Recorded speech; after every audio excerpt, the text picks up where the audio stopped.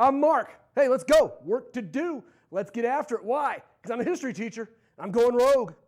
Hey, the first video I did after I went rogue was the 10 best professional mascots. A for effort, D for content. Now, if you follow my channel, you may note some affinity for these sports mascots, be they college or professional. This says a lot about a community. If you were upset that your favorite team failed to make my top 10 list, let's stretch it out to 20. This period, we're going to be looking at the best pro mascots, honorable mention. Let's go rogue.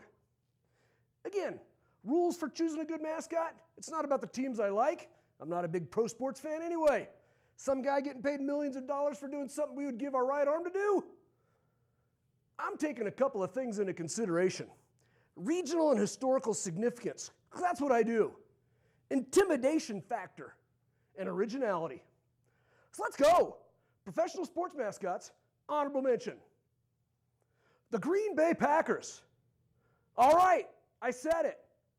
There are those that used to pack meat in Green Bay. Are you happy now? The Los Angeles Angels. Yeah, Los Angeles, the city of the Angels. You know, if we did this to other teams, you'd have like the San Jose Joes and the Indianapolis Indians. Angels, man. I mean, who's going to argue with God's holy army? We make angels out to be these cute little Cupid types with wings. How about the guy that wiped out 10,000 Philistines by waving his hand? And you saw what they did to those Nazis in Raiders of the Lost Ark.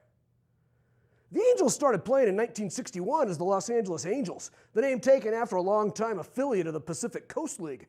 In 1965, the team was rebranded the California Angels and moved to Anaheim.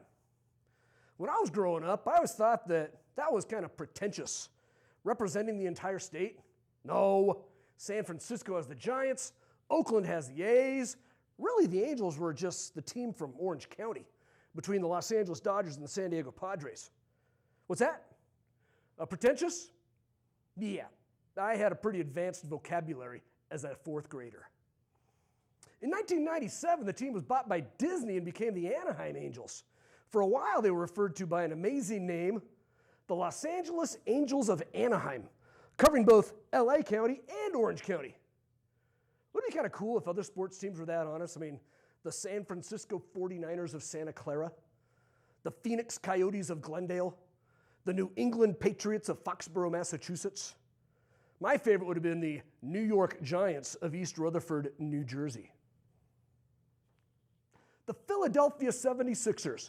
Hey, if they did what the Los Angeles Angels did, they'd be the Philadelphia Brotherly Lovers. I think they did better with the 76ers. When the Philadelphia Warriors left for San Francisco in 1962, that was a different time. The second largest market on the East Coast went without a team for a year. Then the Syracuse Nationals came down from upstate New York, rebranding themselves as the 76ers.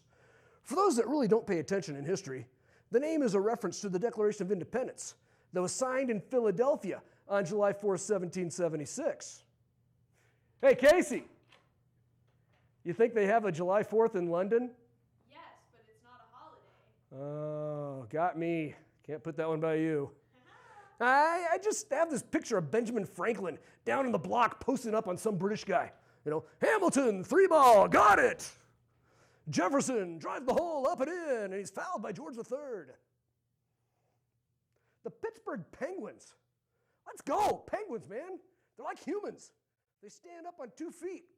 They live on the ice like hockey players. You know what else? Alliteration. Pit, pen.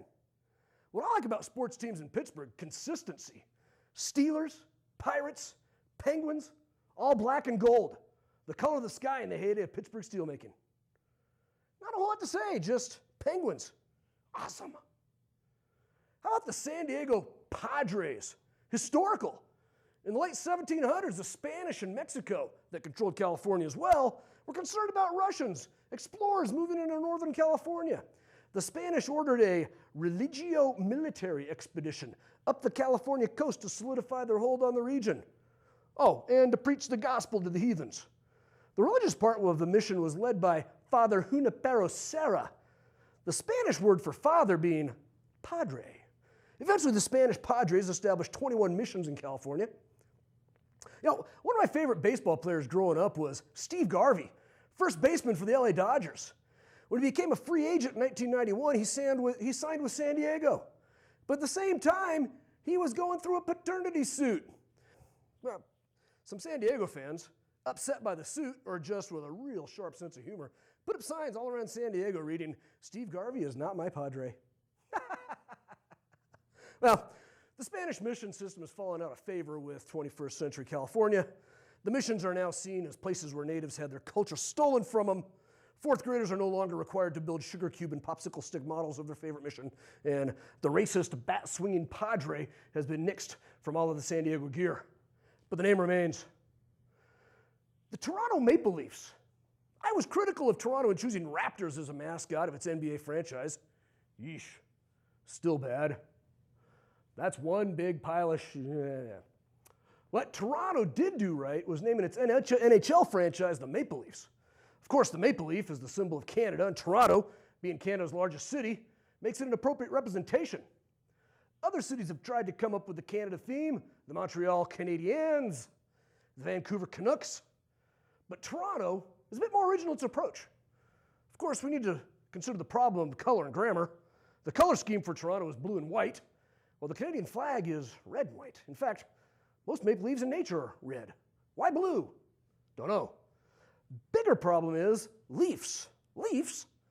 Last time I checked, more than one leaf was leaves. I personally thought that Toronto way, if the plural of cat is cats, the plural of tree is trees, then why is the plural of leaf leaves? That hurts my head. They do English better in Canada, where more than one leaf is leafs. The Texas Rangers. We equate rangers with the national parks, Jellystone or otherwise.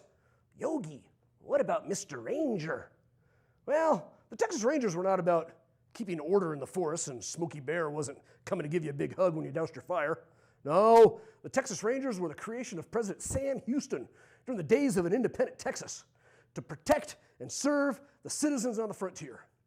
In their history, the actual historical Rangers defeated attacks from the Cherokee, the Comanche, captured desperados and bank robbers, and defended the state against revolutionaries from Mexico. The Apache dreaded the Texas Rangers, whose tactics were sometimes ruthless, and whose guns, they said, were always loaded, and whose aim was unerring. The New Orleans Pelicans.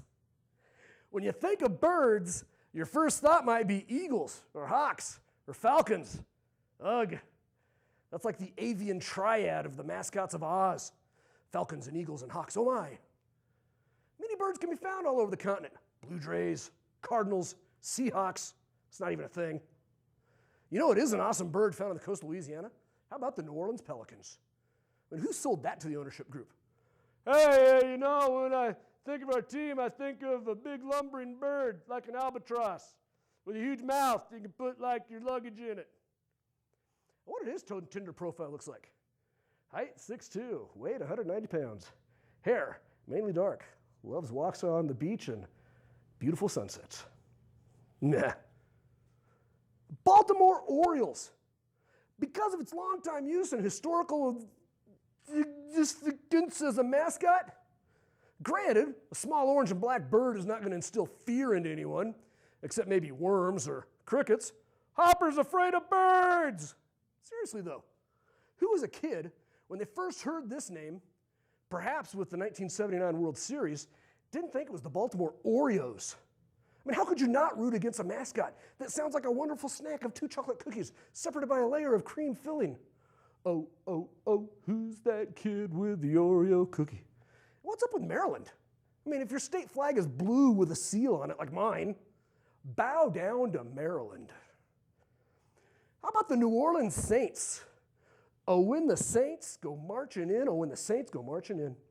Originally settled by the French, Louisiana has all kinds of Catholic stuff. Saint this and saint that, all holy and everything. But Nolans, man, there's no other city like it, except maybe Mobile. Not really. Where else can you see a girl's hoo-hoos at the cost of just a strand of beads? Mother Teresa, she'd be so proud. Saints, man, nothing like them. Lastly, The Edmonton Oilers. Yeah, Edmonton. One of the small market teams in the NHL. That might not be for long, though, as the corridor between Calgary and Edmonton is the fastest growing region in North America. Edmonton is the city in North America furthest north with a population over 1 million. Why is that? Oil. The income of the average Edmontonian is about 10% higher than the average U.S. American. You know, the Oilers made a splash when it won 5 Stanley Cups between 1984 and 1990, powered by the great one, Wayne Gretzky. Then Gretzky moved to L.A., along with Shaquille O'Neal and David Beckham and the USC football team, all to play professionally and star in movies. Well, with Gretzky out, the management of the Oilers decided to put more fans in the seats by starting the first NHL cheer squad, the Oiler Octane. Apparently the connection between hockey and pom-poms was lost upon Edmontonians, and the Octane was disbanded only after a couple years. There you have it, my list of honorable mentions for best pro sports mascots. Do you agree?